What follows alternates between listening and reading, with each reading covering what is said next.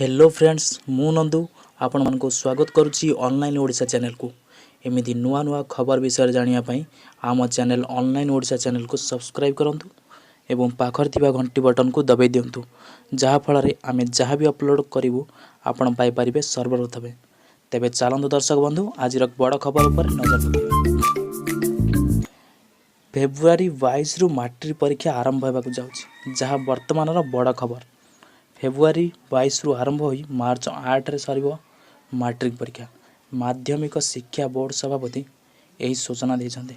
सही समय जहा थिला गत वर्ष परि सही समय अपरिवर्तित रहिछि। 9 रु आरंभ होई 11 केवल मैथमेटिक दिन 9 रु आरंभ होई 11:45 पर्यंत चलिबो।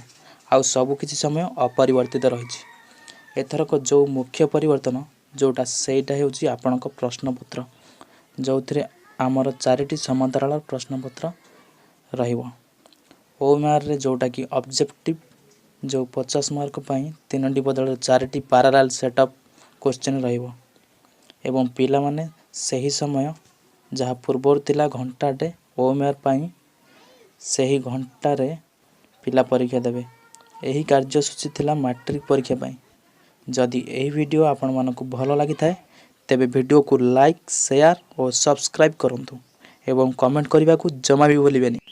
रहुचु बाय बाय जय जगन्नाथ।